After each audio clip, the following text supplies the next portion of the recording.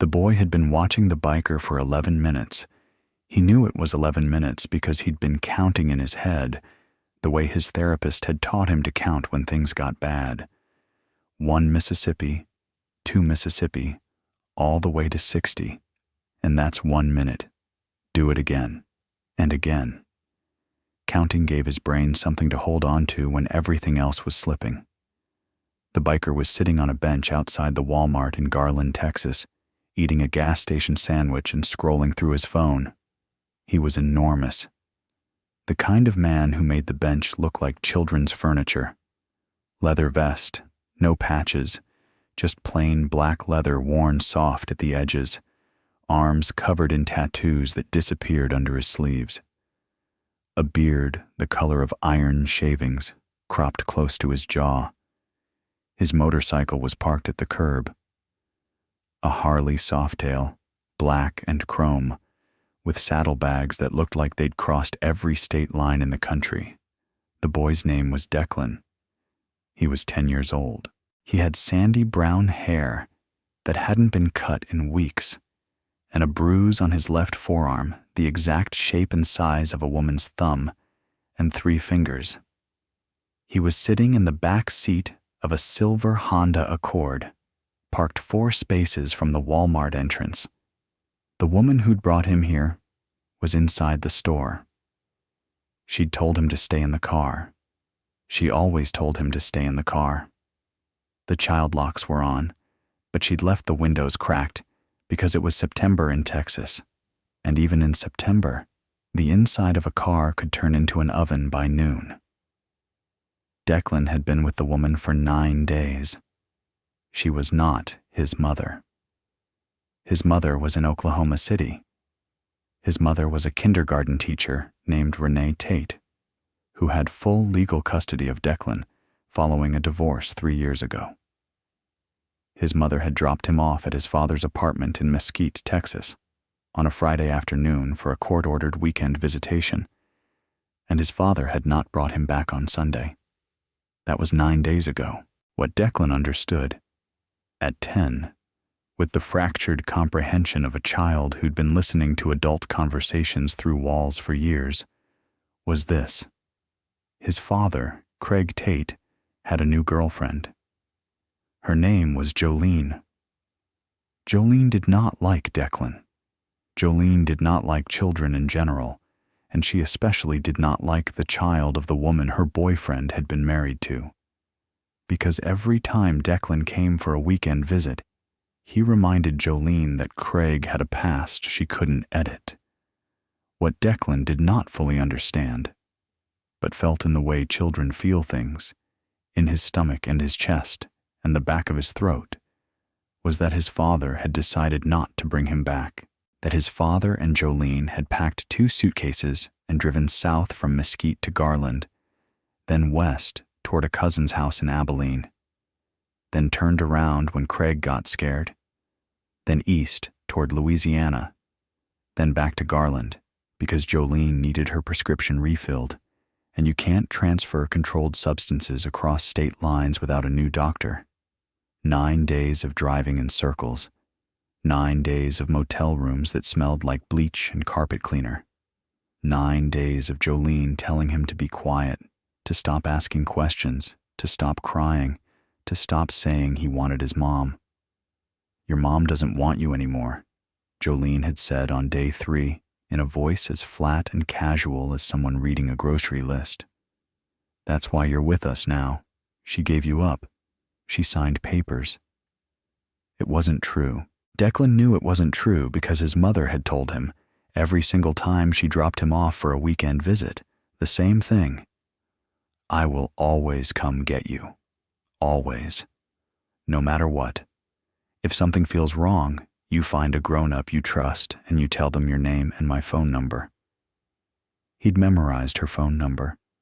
He'd memorized it at 7 when the custody arrangement started, and he'd recited it to himself every night since then, a 10-digit prayer before sleep. His father had taken his phone on day 1. Jolene had taken his shoes on day 4. So, you don't get any ideas. He'd been wearing socks in the car and in motel rooms and in gas station bathrooms for 5 days. But they hadn't taken his voice, and they hadn't taken the phone number in his head.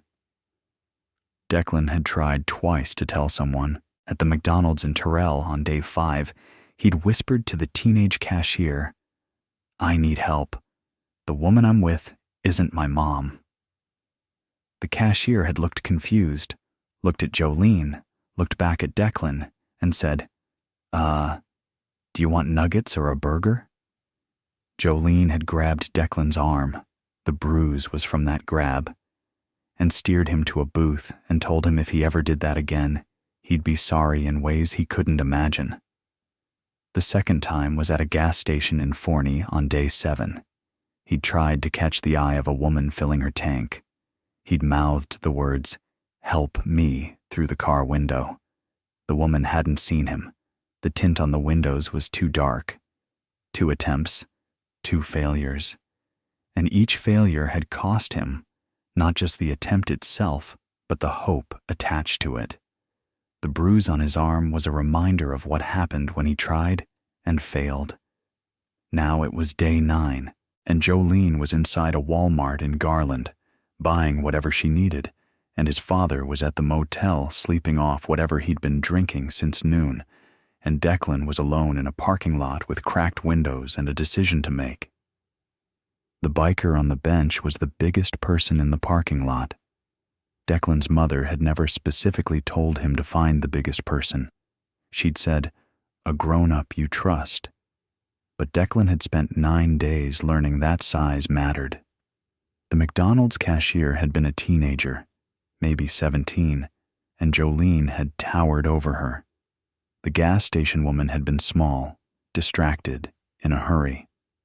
Neither of them had been big enough, not physically, but in some other way Declan couldn't articulate, to stand between him and the people who had taken him. The man on the bench was big enough. Declan was sure of it. But the child locks were on. Declan had 11 minutes of counting, and 4 spaces of parking lot between him and the only person he believed could help. And the windows were only cracked 2 inches. He studied the window. 2 inches. His hand could fit through 2 inches. His arm could not. His head definitely could not. But his voice could. Tell us in the comments where you're watching from today, because this story will prove that sometimes a child's voice carries further than any siren, and that the right 3 words, spoken to the right person, can stop everything. Earl Mesa Jessup heard the boy before he saw him. He was halfway through a ham and cheese on wheat, gas station sandwich, nothing special, the kind of meal you eat not because you're hungry, but because your body requires fuel and you've learned to stop arguing with it. When a sound cut through the parking lot noise. Not a shout, not a scream, something smaller and more precise. Mister, please." Mesa looked up from his phone. A boy, pressing his face against the 2-inch gap at the top of a car window 4 spaces away. Sandy brown hair, wide eyes. His lips were right at the crack, speaking into the open air like a prisoner talking through a slot. "Please come here. Please. I need help." Mesa set down his sandwich, stood up. He was 6'4", 240 pounds, 53 years old. He'd been a roughneck on oil rigs in the Permian Basin for 19 years before his back gave out, and the company gave him a pension and a handshake. That meant, "Don't come back." He'd ridden with the Granite Riders out of Midland for 4 years in his 30s, back when his first marriage was falling apart, and he needed something that felt like family. Left when the marriage ended, not because the club pushed him out, but because everything from that period felt contaminated by the divorce. The brothers understood. They always understand when it's real. Now he rode solo. 7 years of empty highways and gas station sandwiches, and the slow, quiet work of learning who he was without a derrick to climb or a brother to ride beside. He'd considered going back, to the Granite Riders, to any club, but solitude had become a habit, and habits are hard to break when you're not sure you want to. He had a daughter, Cassie, 26 now, living in Austin, working for a tech company he didn't understand. They talked twice a month, more than they used to, less than he wished. The divorce had put distance between them that neither of them had fully closed. He'd missed too many games, too many recitals, too many ordinary Tuesday evenings that turned out to be the things that mattered most. He knew this. The knowing didn't fix it, but it kept him honest. He walked toward the car, slowly, not because he was cautious. He was, but that wasn't why. He walked slowly because he'd learned on the rigs that fast movements in uncertain situations created more problems than they solved. When a drill pipe is about to blow, you don't run toward it. You approach with your eyes open and your weight low and your hands ready. "Hey, buddy." He stopped 3 feet from the car. "What's going on?" The boy's eyes were locked onto his with an intensity that made Mesa's chest tighten. This wasn't a kid playing around. This wasn't a tantrum or a game or a child being dramatic about being left in the car. This was fear, real fear, the kind that lives in the body and changes the way a person breathes. "She's not my mom," the boy said. "The woman who left me here is not my mom. My name is Declan Tate. I'm 10. I'm from Oklahoma City. My mom's name is Renee Tate, and her phone number is..." He recited 10 digits without blinking, without pausing, without uncertainty. "And I've been gone for 9 days, and nobody will help me, and she took my shoes so I can't run, and please don't leave. Please don't walk away. Everyone walks away." Mesa didn't walk away. He crouched beside the car so his face was level with the window gap. Up close, he could see more. The bruise on the boy's forearm, dark and mottled. The unmistakable pattern of fingers gripping too hard. The socks on his feet where shoes should have been. The unwashed hair. The way his hands were trembling even though his voice was steady. "Declan." Mesa said the name deliberately. Using a person's name tells them you're listening. "I'm not going anywhere. I'm right here. How long has the woman been inside?" "I don't know.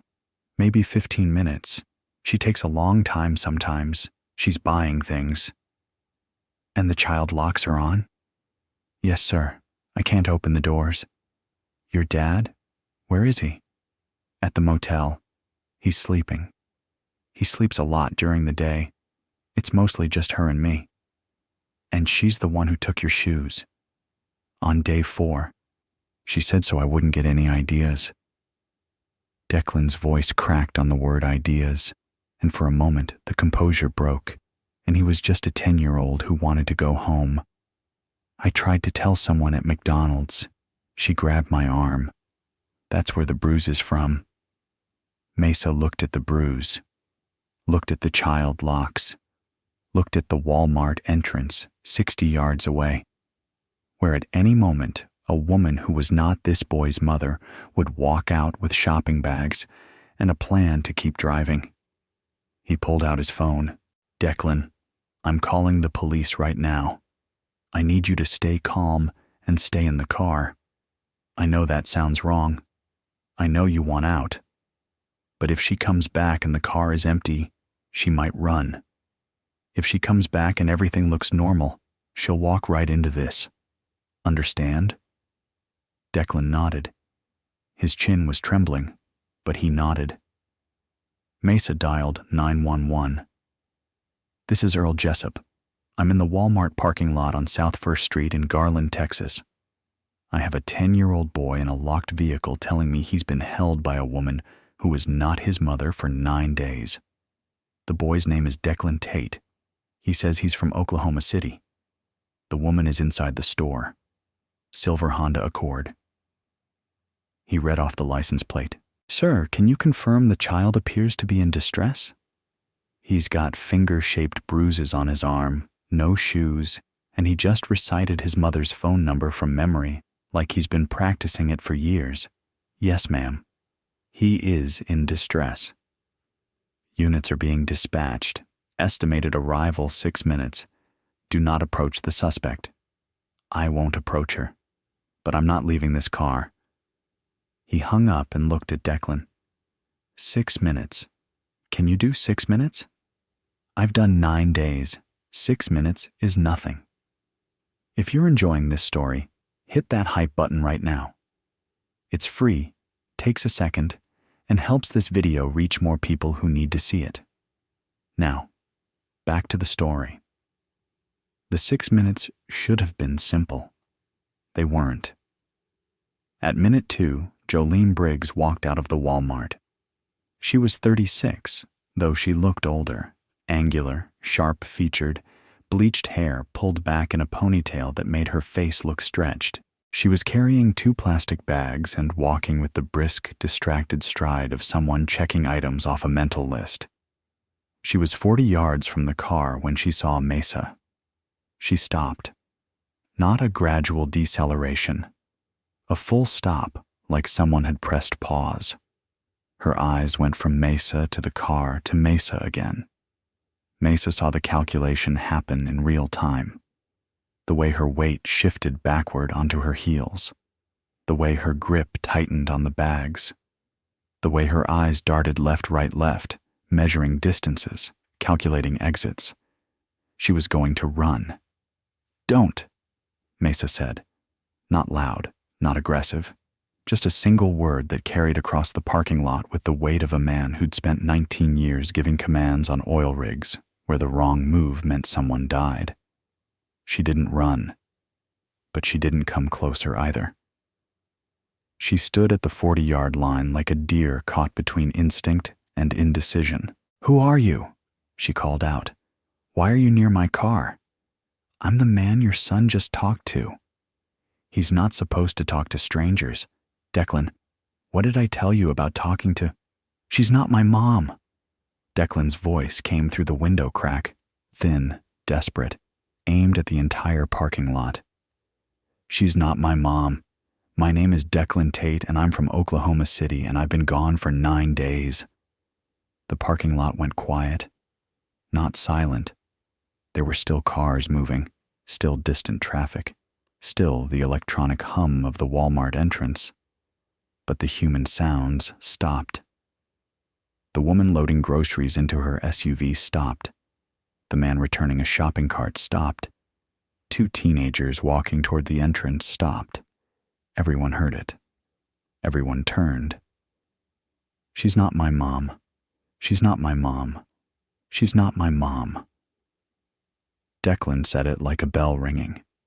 Over and over. 3 words that took everything Jolene had spent 9 days constructing.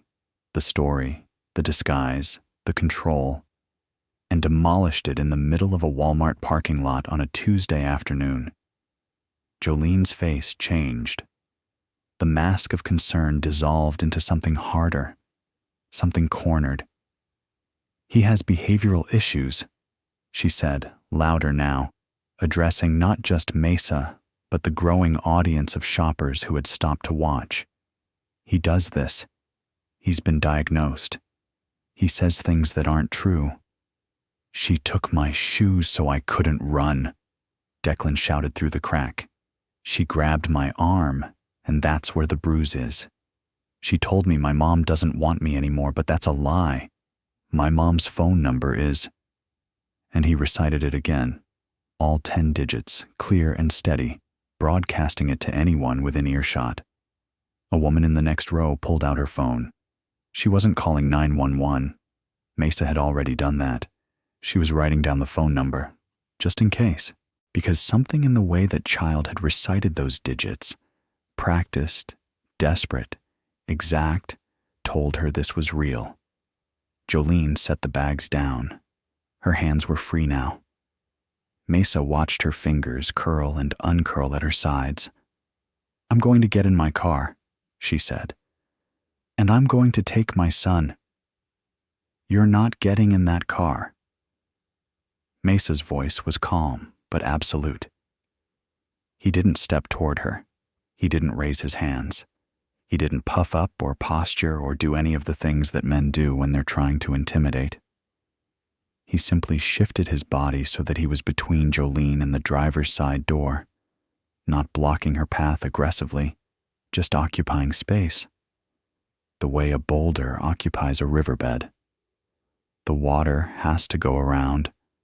He'd done this before, in a different context. On the rigs, when a greenhorn panicked during a blowout and tried to run toward the wellhead instead of away from it. You didn't grab them. You didn't yell. You just put your body in the path and let physics do the work. 180 pounds of panicked roughneck doesn't go through 240 pounds of crew chief. It goes around, and around means away from the danger. Same principle, different stakes. You can't keep me from my own car. I'm not keeping you from anything. I'm standing in a parking lot, and you're welcome to stand here with me until the police arrive. I didn't call the police. I did. Jolene's face went through 3 expressions in 2 seconds: surprise, calculation, fury, and settled on the 4th: fear. Not fear of Mesa, fear of what was coming, fear of the sirens she couldn't hear yet, but knew were on their way. She turned and started walking, not toward the car, away, toward the far end of the lot, toward the road, toward the bus stop or the sidewalk or wherever a person goes when the ground beneath them starts to collapse. "Ma'am," Mesa called after her. He didn't shout. He didn't need to. "The plate number's been called in. Your face is on the security cameras. Every car in this lot has a dash cam. You're not going to make it 2 blocks. She kept walking. Faster now. The plastic bags sat abandoned on the asphalt like artifacts from a life that had ended 30 seconds ago. Mesa let her go. He had a child in a locked car and a decision to make, and the decision was the same one it had been since the moment a boy's voice came through a 2-inch window crack. Stay with the kid. He turned back to Declan. "She left," Declan said. His face was pressed against the glass, watching Jolene's retreating figure. "She just left. She didn't even look back." "Yeah. She left me. She was never going to stay, buddy. Not once the truth came out." Declan was quiet for a moment. Then, "Good. If this story has touched your heart, take a moment to share it and subscribe to Gentle Wheels, because what happened next, when the entire parking lot decided this boy was theirs to protect, proved that community isn't something you join. It's something that forms around the people who need it most. The first person to approach was the woman who'd written down the phone number. Her name was Dolores. She was 62, retired school nurse in Garland visiting her sister. She walked up to Mesa like they'd known each other for years. "Is that child hurt?" Bruise on his arm, no shoes, 9 days without his mother. "Has he eaten today?" Mesa looked at Declan. "Have you eaten?" "She gave me a granola bar this morning, the kind with chocolate chips." "When this morning?" "I don't know. Early." Dolores went back inside the Walmart and came out 4 minutes later with a bag containing a turkey sandwich, a bottle of apple juice, a bag of trail mix, a banana, and a pair of children's sneakers, size 5. "I guessed on the size," she said. "He can try them on when we get him out of there." A man named Curtis, he'd been returning a shopping cart when Declan started shouting, had positioned himself at the end of the parking row, leaning against his truck, arms crossed. He wasn't doing anything official. He wasn't blocking anyone. He was just standing there, 6 feet tall in work boots and a Dickies jacket, watching the road, making sure nobody came from that direction without being seen. When Mesa looked at him, Curtis shrugged. Figure somebody should watch that end. My wife's inside. She's watching the store exit in case anyone comes out looking for the car. 2 rows over, a man in a UPS uniform had stopped his delivery truck at an angle that happened to block the parking row's exit. He hadn't said anything to anyone. He'd just parked and gotten out and started organizing packages in the back of his truck with the exaggerated slowness of a person who had no intention of leaving any time soon. A teenager named Mia, one of the 2 who'd been walking toward the entrance, had sat down on the curb near the car and started talking to Declan through the window crack.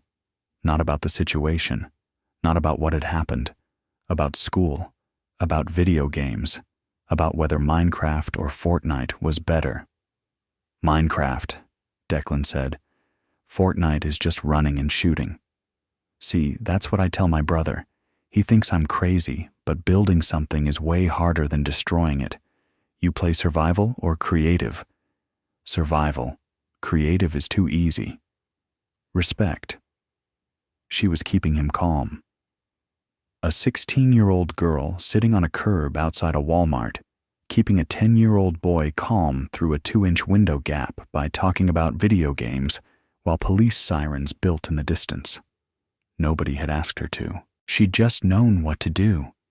The way people sometimes do when the situation strips away everything that doesn't matter and leaves only the one thing that does. The parking lot had organized itself. Without instruction, without coordination, without anyone taking charge. Mesa was at the car. Curtis was watching the perimeter. Dolores had food and shoes. Mia had the boys' attention. Other shoppers had slowed down, some parking and staying, creating a loose perimeter of witnesses and watchers. It was the most natural thing in the world. And it was the thing Jolene had told Declan would never happen. That nobody would help. That people only care about their own kids. That the world is empty and indifferent, and if you scream into it, the only thing that comes back is echo. The world had heard Declan scream, and the world had answered with a retired school nurse buying sneakers, a man watching a road, a teenager talking about Minecraft, and a biker who refused to move. Garland PD arrived in 8 minutes. 2 cruisers, lights on, no sirens. They'd been told a child was involved and sirens could escalate the situation. Officer Ramos was first out. He was compact, calm, the kind of cop who spoke in complete sentences and waited for answers. He took Mesa's statement in the parking lot while his partner, Officer Weeks, approached the car. Declan, my name is Officer Weeks. I'm going to get you out of this car, okay? Okay. Weeks used a slim jim on the driver's door. The lock popped. He opened the rear door from the inside. Declan didn't move for a moment, just sat there, staring at the open door like he didn't trust it. You can come out, Weeks said. Declan climbed out. He stood on the asphalt in his socks, blinking in the sunlight. He was thinner than Mesa had realized. The window in the car frame had hidden how small he really was. Dolores knelt beside him with the sneakers. I got these inside. Try them on. I had to guess on the size, so if they're wrong, we'll go back and get the right ones. Declan looked at the shoes. They were plain white, nothing special, Walmart brand, in a box with a price sticker that Dolores had peeled off, but not quite completely.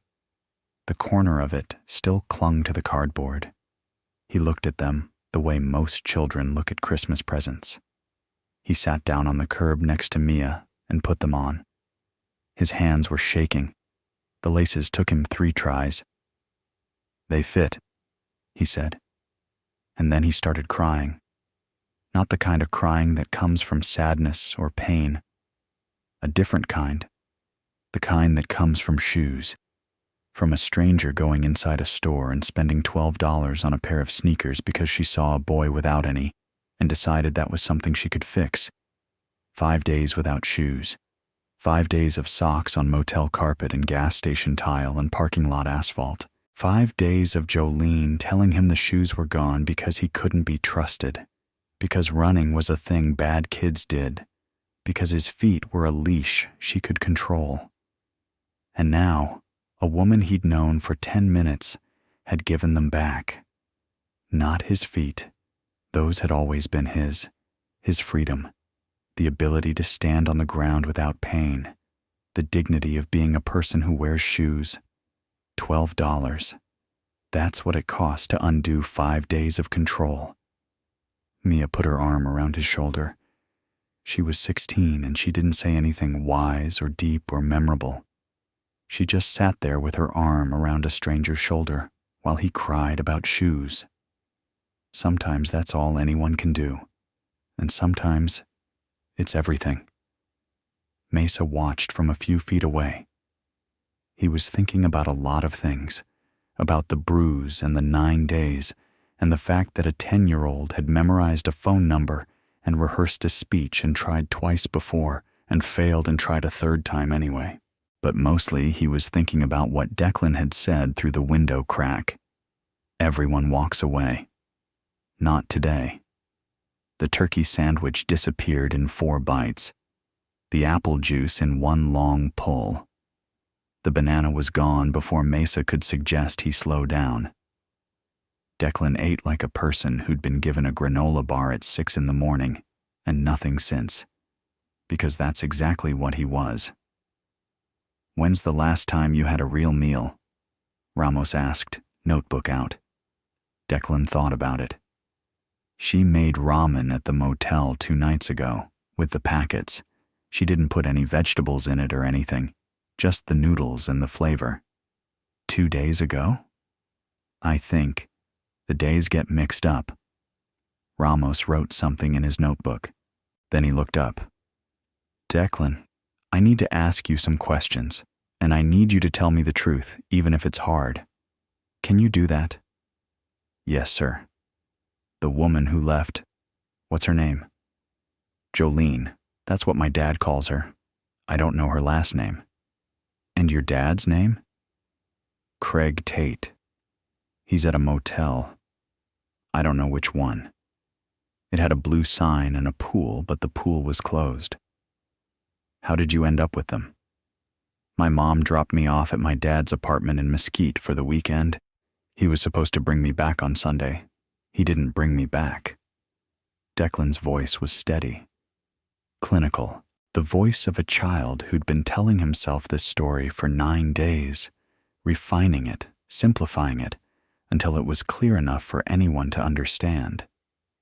"He packed bags, and we left. Jolene was driving. He said we were going on a trip. I asked when we were going home, and he said we were going to a new home. Did you believe him?" "No, because he didn't pack any of my things. He only packed his stuff and her stuff. If we were moving to a new home, he would have packed my things." Ramos looked at Mesa. Mesa looked back. Neither of them said what they were both thinking, which was that this 10-year-old had the observational skills and the emotional composure of a trained investigator. "I want to call my mom," Declan said. "We're going to do that," Ramos said. "Can you give me her number?" Declan recited it, the same 10 digits, the same prayer. Ramos dialed. It rang 3 times. "Hello?" A woman's voice, tight, guarded, the voice of a person who'd been fielding calls from police departments and lawyers and private investigators for 9 days. "Ma'am, this is Officer Daniel Ramos, Garland Police Department, Texas. Are you Renee Tate?" "Yes. Is this about Declan? Did you find him? Is he okay? Is he—" "Ma'am, your son is with me. He's safe. He's in our custody in a Walmart parking lot in Garland, Texas." The sound that came through the phone made everyone within 10 feet go still. Ramos held the phone slightly away from his ear. It was the sound of 9 days ending. 9 days of not knowing, not sleeping, not being able to function as a human being, because the one thing that made functioning worthwhile had been taken. "He's okay? He's not hurt? Can I talk to him? please let me talk to him?" Ramos handed the phone to Declan. "Mom." One word, and the parking lot might as well have disappeared. "Declan, Declan, baby. Oh my God. Oh my God, are you okay? Are you hurt? Where are you?" "I'm in Garland, at a Walmart. A biker helped me, Mom. I talked to him through the window and he called the police and he didn't walk away." "A biker?" "A big one. He was eating a sandwich on a bench. I watched him for 11 minutes before I said anything. I was counting, like Dr. Whitfield taught me." "You counted?" "I counted to make sure he was safe. He didn't look angry. He didn't look in a hurry. He just looked like someone who would stay." Renee was crying so hard she could barely form words. You picked someone. You picked someone safe." "I used the phone number, Mom. The one you made me memorize. I said it to the biker and he wrote it down. I said it to the police and they called you. It worked. It worked, baby. It worked. Mom, she told me you didn't want me anymore. She said you signed papers and gave me up." The crying stopped, not gradually, instantly, like a switch had been flipped. And the voice that came through the phone was no longer the voice of a mother breaking with relief. It was the voice of something older and harder and infinitely more dangerous. "Declan, listen to me. I have been looking for you every single second of every single day. I have called the police in 4 states. I have hired a lawyer and a private investigator. I have not slept in the same bed twice because I have been driving to every place I thought you might be. I did not sign anything. I did not give you up. There is nothing on this earth, nothing, that could make me stop looking for you. Do you hear me? I hear you. I will be there tonight. I am getting in my car right now. I don't care if it takes me 4 hours or 14. I am coming. Okay, Mom. And Declan? Yeah? You are the bravest person I know. You are braver than anyone. You found someone and you used your voice and you didn't give up. I am so proud of you, I can't even say it right. I love you, Mom. I love you more than everything. I'm coming. If Gentle Wheels has become part of your week, consider joining the channel membership. Just a couple bucks a month keeps these stories coming. Links below, and hit that hype button if you haven't already. Now back to the story. Jolene Briggs was apprehended 2 hours later at a Greyhound station in Richardson, 9 miles from the Walmart. She'd bought a one-way ticket to Shreveport under a name that wasn't hers. She'd changed her shirt, taken her hair down, removed her earrings, the small adjustments of someone who understood surveillance but underestimated how fast a license plate and a security camera could collapse a head start. The motel, a Days Inn off Interstate 30 with a blue sign and a closed pool, exactly as Declan had described, was located within the hour. Craig Tate was inside, asleep. An empty bottle of bourbon on the nightstand, and the curtains drawn against the afternoon. He didn't resist when the officers woke him up. He looked at them with the hollow, unfocused confusion of a man who had been making terrible decisions for 9 days and had run out of the energy required to make any more. Craig Tate was charged with custodial interference, unlawful restraint of a minor, and violation of a custody order. Additional charges were pending based on the condition in which Declan was found. The bruising, the withheld food, the removed shoes.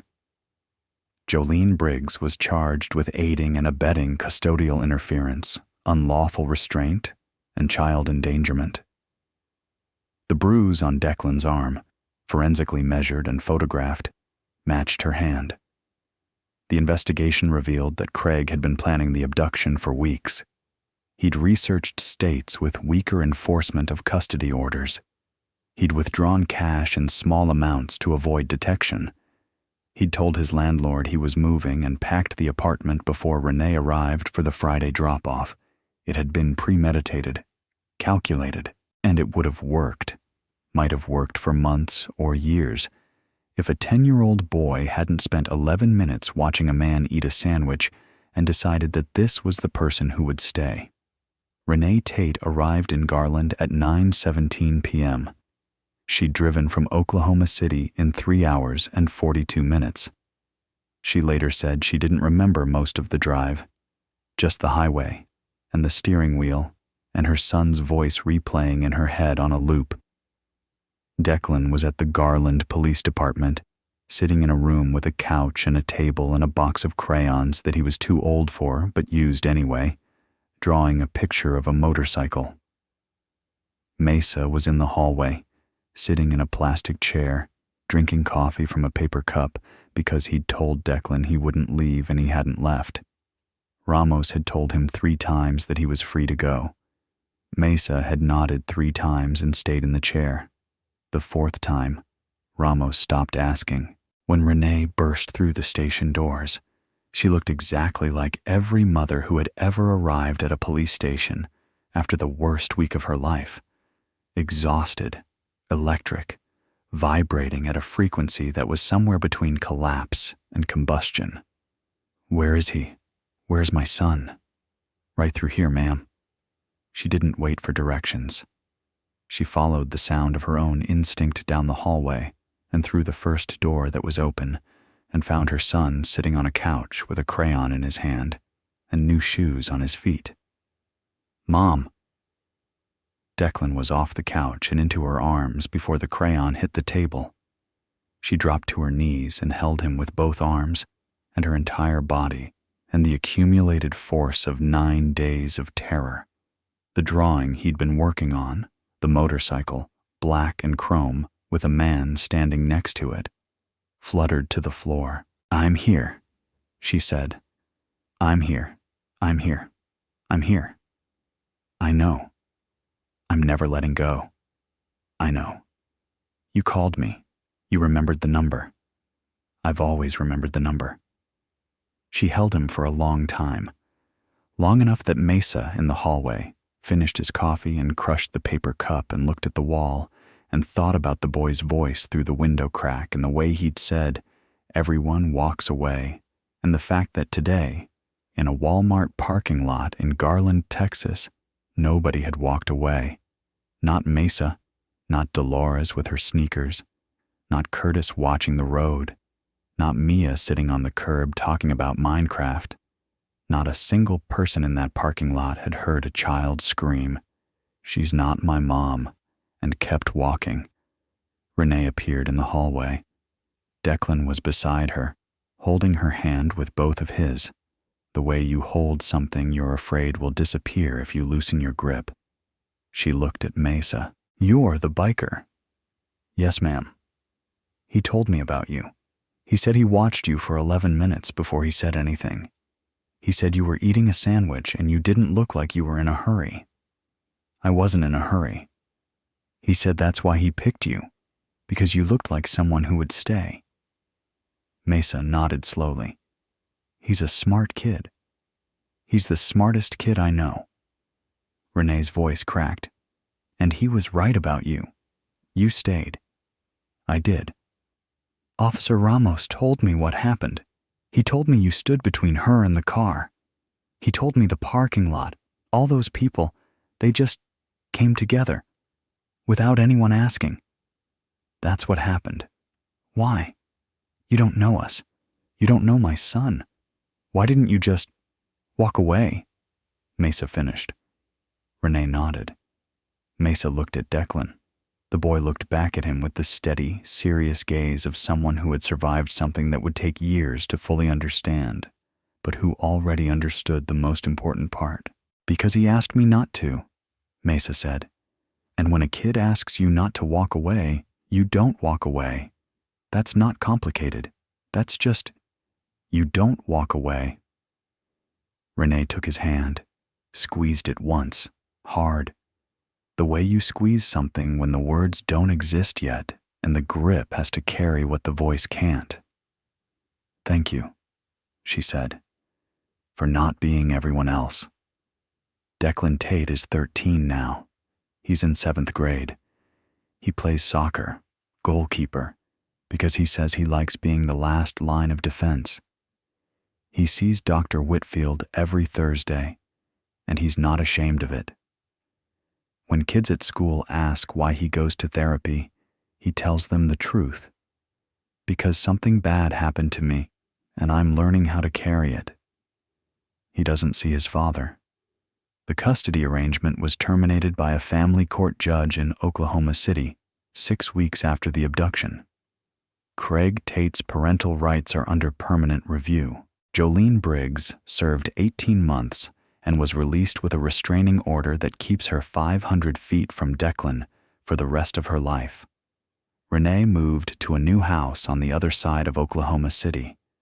Different school district, different neighborhood, same phone number, because Declan asked her never to change it, and she never will.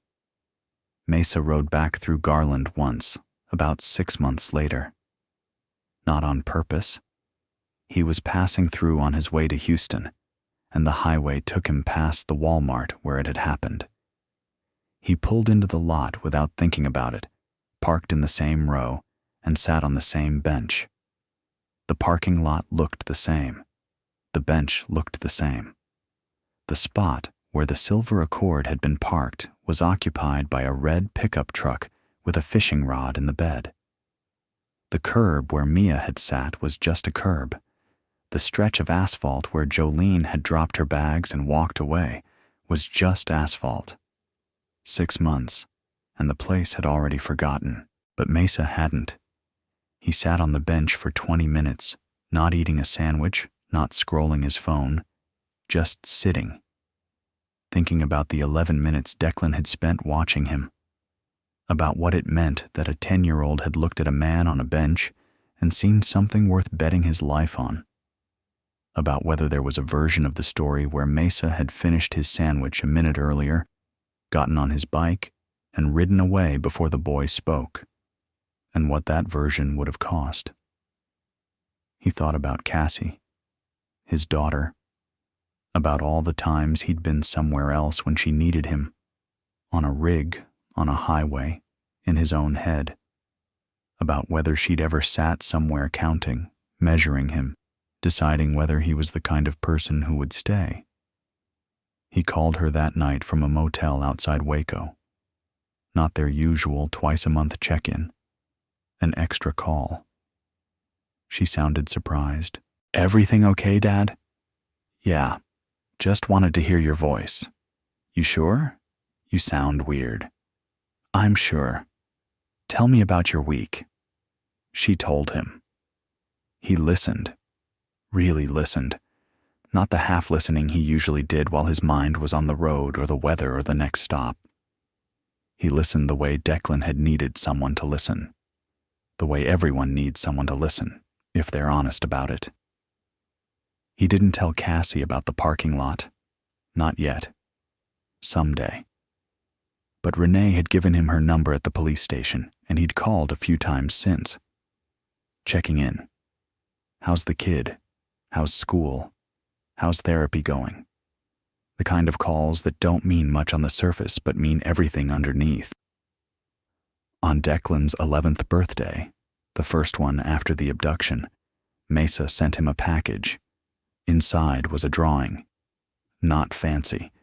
Mesa could barely draw stick figures, but it showed a bench outside a store, a motorcycle at the curb, and a small figure at a car window. Underneath, in Mesa's rough handwriting, "You picked the right bench, kid." Declan hung it on his bedroom wall. It's still there. 2 years later, Declan wrote a speech for his school's character education assembly. The theme was courage. He stood in front of 300 students and talked about the parking lot, about the 11 minutes of counting, about the window crack and the 3 words, "She's not my mom," and the man on the bench who didn't walk away. "Everyone told me nobody would help," Declan said. His voice was clear and steady, practiced, The same voice that had come through a 2-inch window gap in a Walmart parking lot and changed everything. The woman who took me said it every day. Nobody cares. Nobody will listen. Nobody will stop. He paused. She was wrong. A stranger on a bench cared. A woman I'd never met bought me shoes. A teenager sat on a curb and talked to me about Minecraft. A man stood at the end of a parking road just to watch the road. None of them knew me. None of them had a reason to stay. They stayed anyway. He looked out at 300 faces. So if anyone ever tells you that nobody will help, if anyone ever says the world doesn't care about you, don't believe them. Because I stood in a parking lot in Texas and shouted 3 words, and a whole community showed up. Not because they knew me, because they heard me.